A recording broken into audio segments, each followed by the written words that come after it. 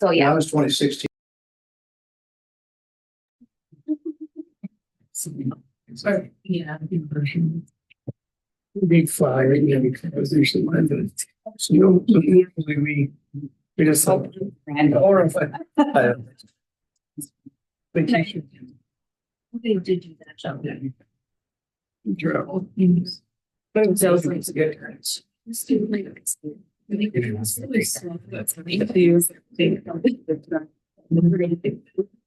like we did. We here went to. They said went down and then ended here. But we didn't get it off work. So you can't. See. See. Oh, see.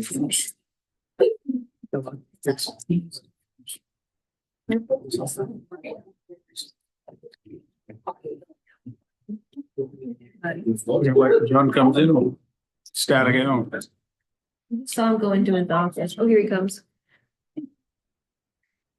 Be mad if he has to get her in the bed or something. I think we should just because.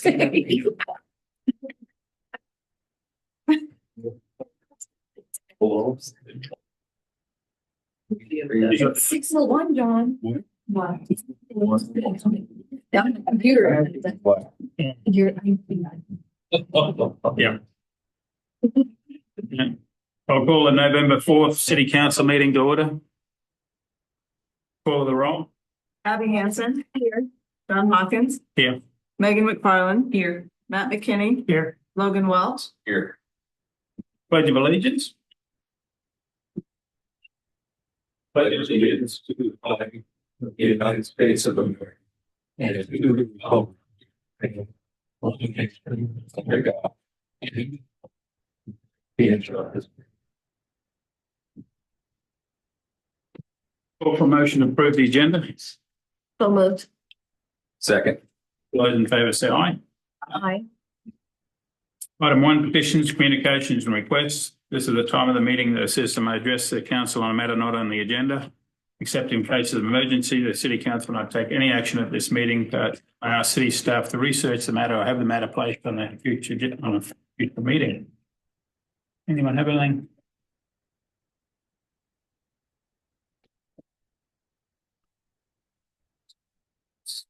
Paul Dahl, and I live out at the old county home, which is 1432 Graham Road.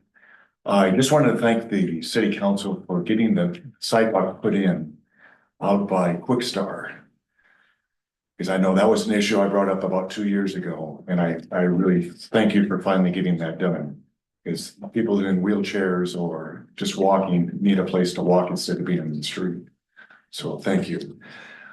Question I had for you, for housing in Webster City, is the city planning to build any studio apartment complexes?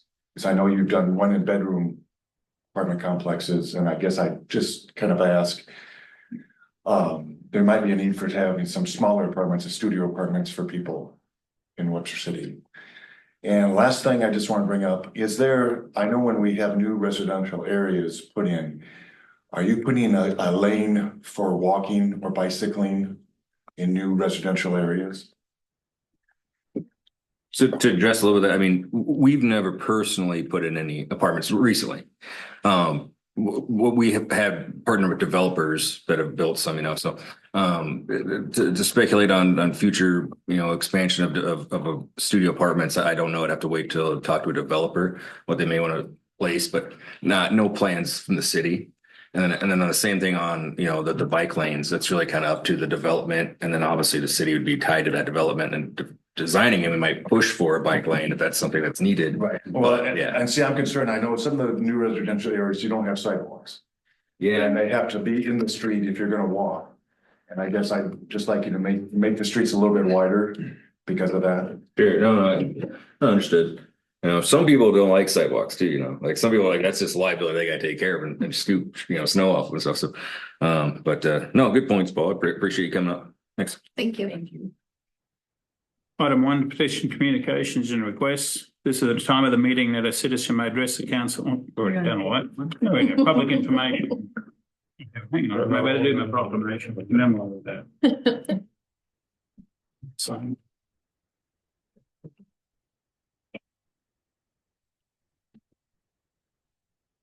Except for that, I'm already done that. All right, I have a proclamation to read. So, Veterans Day, November 11th. Whereas the contributions and sacrifices of men and women who served in the armed forces have been vital in maintaining our freedoms in the way of life. And whereas tens of millions of Americans have served in the armed forces of the United States during the past century, and whereas our veterans are brave and selfless individuals who, when called, willingly put themselves in harm's way to defend the lives and liberty of others. And whereas their abiding patriotism and enduring devotion to the ideals of which the United States is founded can never fail to inspire us. And whereas our veterans understand the important task before those American servicemen and women now keeping watch. So now, therefore, I, John Hawkins, Mayor of Webster City, Iowa, do proclaim November 11th, 2024 as Veterans Day in Webster City, Iowa, and hereby commend its observance to the citizens and our community, urging everyone to honor the contributions of our veterans to the principles of democracy, individual freedom, and human rights. And I urge all citizens to pause for a moment of silence on this year at the 11th hour, at the 11th day, the 11th month, in remembrance of the end of World War I in 1918.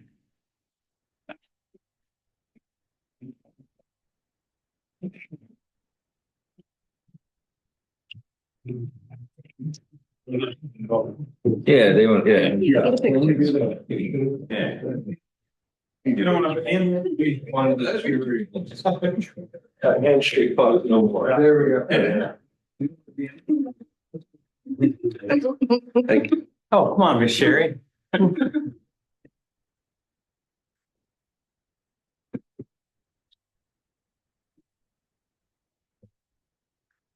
Okay, item 2, minutes, claims, reports and licenses and requests. The following items have been deemed non-controversial routine actions to be approved by the council in a single motion. If a council member or a member of the audience wishes to have an item removed from this list, it will be considered on its normal sequence on the agenda. I have item A is minutes of October 21, the regular council meeting. B is claims, including payroll ending October 19, and fund list. That's it. I move to approve collectively. Second. All those in favour say aye. Item 3 is general agenda. We have a presentation by Venture and Kim on building inspection services. Good evening, Mayor. Council. So in the last decade, Webster City has seen turnover of 5 internal building inspectors alongside 3 contracted services with Safe Building and currently with V&K. We do feel that the need for a stable and dependable inspection service, and we've gotten a lot of consistent feedback that we haven't had that. So we feel that that's necessary, and the city and our staff prioritizes reliable and consistent inspection services. So with us today is Jason Van Osdal and Harrison Van Osdal with V&K, and they are going to just give you guys a brief presentation on their services. Jason Van Osdal, Webster and Kim. I'm your contracted building official. We provide contracted building department services for now 34 different communities and entities, most recently Madison County. What does that actually mean to you folks? You've been through a few different inspectors, another entity as far as the contracting firm. We bring a little bit different type of a service because we view ourselves as part of a city team. We meet with the city, we talk with the city, we communicate all the time with lots of different city staff, and we want to be a part of getting people's projects done as efficiently as built to minimum building code as we possibly can. When someone has a big idea about a small or a big project, we want to be a part of that right from the get-go. So that if you're going to build an Amazon building, great. If you're going to build a garage in your backyard, great. Let us know what you're going to do, how you're going to do it, so that we can be a part of giving you the information so that you can succeed. The flip side of that is probably what you might have heard around this small town of how things have been going in the recent months of problems that we have. it's not new news to me. It might be news to you, new news to you folks or people in the community. But whenever we come into a community, we are hired to enforce your zoning code and your adopted building code. No more, no less. That's it. That's what you pay us to do, and we will do it every time. We get all the required submittals straight out of the building code, no more, no less. That permit application is reviewed by certified plans examiners. Feedback is given in writing back to them expeditiously so that they can get the plans revised, sent back in for final review. That application becomes a permit when it is paid for, and a list of inspections are given to that applicant as well with our dedicated phone line. We now have a certified permit tech that is working with our department now as well. So if they have questions about things, if they have a concern about what they need to submit and what's allowable, that they get a valid answer. When you call into that phone number, you're getting a live person by design. We have a primary and a secondary inspector assigned to each community. That secondary inspector is always spun up to speed. So when somebody's out on a day of vacation or a sick day or whatever it is, you're served flawlessly. We're 8 people deep in our bench. We are the biggest, most certified building department in the state of Iowa. And we're proud to serve small communities and large communities, even counties now, evidently last week. So it all works out the same. It's the same process for everybody. It's the same set of building codes and rules and regulations for everybody. It's sometimes just a little bit trickier to have people understand that. We are going to help with that. I met with Bob last week. Evidently, I'm going to be famous in your newspaper. We're also going to be having a contractors meeting that's by design. Probably won't be the last one. November 14th at 10 a.m. You're all welcome. Going to be doing a little spiel to the folks that show up for it. Answer some questions at the end, frequently asked questions as well. It won't be a long meeting, and it won't be an out of control meeting either. I don't think I need to go through the permitting process, but I do want to give you folks a chance to ask any questions that you might have. So you're, if I'm hearing you right, you might be getting a little bit of pushback from local contractors. And maybe just so, you know, the public and other contractors, maybe you have or have not worked with yet, understand, you know, they should be probably coming to us for changes in ordinances if they don't agree with them, not pushing back to you, right? Like, so you're the enforcer of our policy. We are absolutely. And if we can't show you in writing what we're enforcing, that we won't say anything at all. Yep. Very good. Yeah. Anybody else? We're happy to serve you. Happy to be a part of the team. Thank you. Thank you. Thank you. Okay. I have B is the second reading of an ordinance amending the Code of Ordinances of Webster City, Iowa, 2019 by replacing Chapter 24, Article 3 pertaining to natural gas franchise, granting to Black Hills Iowa Gas Utility Company, LLC, doing business as Black Hills Energy, a Delaware limited liability corporation, its lessees and successors, and assigns a non-exclusive authority for a period of 25 years to erect, maintain, operate a gas distribution system and any and all necessary mains, pipes, services, and other apertures, temperatures thereunto appertaining in, upon, over, across, along the streets, alleys, bridges, public places of the city, and for the transmission, transportation, distribution, and sale of natural and or mixed gas for heating, industrial, and all other uses and purposes in the city, and for the purposes of the transmitting, transporting, and conveying such gas into though or beyond the immediate limits of the city to other cities, towns, and customers, and prescribing the terms and conditions under which the company is to operate. Yes, Mayor and Council, this is the second reading of the ordinance that you advanced at our last meeting. It's a franchise between the city and Black Hills. We'd recommend that you, if so choose, approve this, but hold the third reading until after the election. Yeah, but with that said too, I mean, I would encourage everybody voting to kind of understand what this means for the community and that, you know, an outside contractor running our gas services is a benefit in many ways, but please understand that when what's on the ballot tomorrow and how that may impact your community. But yeah, I'm with you. I think we should wait to pass the third reading after the election.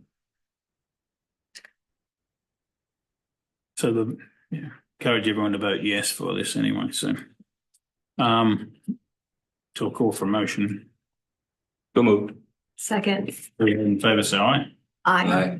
And so, did you want to wait for the third? I think so. Probably better wait until after, And we're good. unless you would like to proceed. Otherwise, certainly open to government. I can't see any rush. We'll know tomorrow whether it was successful. So, or tomorrow night, I guess. C is a resolution approving the execution for airport management agreement and fixed base operators lease agreement between Webster City Airport Commission and the Storm Flying Service. This is a agreement that's negotiated every, I believe, 3 years with the storm flying service. The commission does all of the negotiating and I think Zach, you write up the agreements. So this is just for the fixed base operators, airport management. Is there any changes to the past contract? There was updated dates on it, and then there was a slight increase on the payment. Question? I move to approve. All those in favour say aye. Aye. Item D is a resolution authorising the approval of application for the Webster City Revitalisation Plan involving residential tax abatement. Evening, Era. So we received an application from Brady Hartman for a request for tax abatement for proposed construction project at 805 Funk Street. The project involves the construction of a 2-bedroom, 1-bathroom cottage style home. It is intended for use as a rental property, and the total dollar value of the proposed construction is $154,351.40. The application does meet all requirements for the 3-year tax abatement. Tax abatements always come before council. So this plan was originated in May of 1993 and then is adopted every 3 years, the most recently being May of 2023. To date, the application has brought in 141 property owners, which have qualified to take advantage of this tax abatement.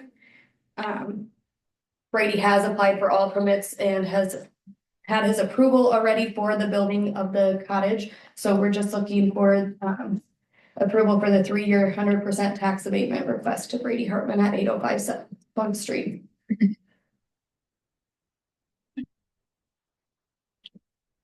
All for motion. Move to approve. Second. All those in favour say aye. Aye. Thanks, Era. Item E is a resolution providing for notice of hearing and proposed plan specifications, proposed form of contract, estimate of costs for the construction of the 2025 Fairmeadow Drive reconstruction project for December 16. Doesn't say one. At 6:05. Mine doesn't. That's 6:05 p.m. Evening, Mayor and Council. Yeah, so this is the what we're calling the Fairmeadow 2 project. This project stems from Des Moines Street to Rodland Road. This will be concrete curb and gutter, asphalt street, upsizing the water main, replacing with a water main.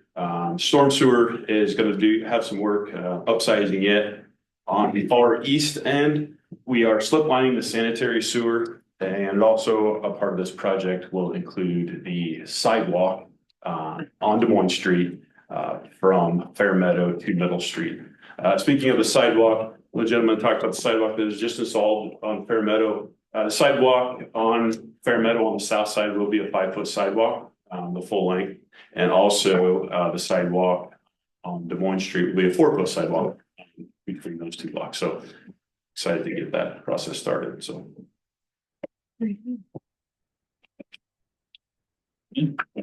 Move to approve. Second. All those in favour say aye. Aye. Item F is a resolution providing for notice of hearing on proposed plans, specifications, proposed formal contract, and estimate of costs for the construction of a Brewer Street and Wilson Avenue project, improvement project for December 16 at 6:05 p.m. Yeah, so as you can see, next year is going to be really busy for our community, but a lot of these streets are well getting repaired with infrastructure. This street in town is very popular just because of the drop off kids under the school. This project consists of HMA asphalt mill and fill from the bridge going north to Ohio Street. Everything from the bridge going south to the Brewer Street will be also HMA asphalt with concrete curb and gutter, and also storm sewer as it goes uphill. Currently, there's no storm sewer and no curb and gutter on the sides, so you're getting a lot of erosion on the side of the road, a rock going into yards. And so that's one thing we're trying to address while fixing this. Also with this project, once we get to the top of the hill, we're going to install a water main from Wilson Avenue to Des Moines Street. Currently, there is, we call it a community line. It's a really small service line feeding those 6 to 8 homes on that block. So we're installing a water main to tie in and also loop that system. The bid alternative for this project does include South Street from Des Moines Street going east. Currently, it is gravel, and so we put it in there to get that asphalted. So that's what that entails. Good deal. Is the sidewalk on Des Moines on the other project, is that an alternate on that? Remember? No, that's not part of the project, correct? That's part, or is it the? It's part of the project. The portion of the asphalt street is the bid alt for the Wilson. No, well, it's a lot of people will be pretty happy with doing both projects. So. Yeah, I know when John first come to town, first thing he said is, we got a lot of talk about Permeadow Drive, what the difference. And so I think it was in the 5-year budget, but we moved it up, but there's gonna be a lot of happy people when it's completed. So it's well past due. Well, same on Brewer and Wilson. Absolutely. These guys have all been. Yep. That's good. Anyway. Move to approve. All those in favour say aye. Aye. So G is a resolution approving the conveyance of an easement from R&R Investments LLC to the City of Webster City, Iowa, and authorizing the execution of the easement agreement. So it's a little bit out of my wheelhouse, but this is for Adam. He's requiring this for our Brewer Wilson project, and this is almost looks like an alley, but it's not. The address of the R&R Investments, and this is required for his underground to get to the east side of the road on Wilson. So. Call for a motion. Thank you. All those in favour say aye. Aye. Thanks, Brendan. Thank you. Any other item? You go first. Court hearings, B&K and city staff were with me. We had 2 trials for abandoned properties. So at the next council meeting, you guys will be taking up those items to approve and accept those properties. We have 2 more coming up next month as well. So, and on the abandoned property train, airport agreements we've already discussed. Those were all been done and you guys approved those. And then we recently, the development group in town asked us to draft another option agreement for property south of town in the industrial park, and that's been completed as well. So hopefully that brings good things. Yeah.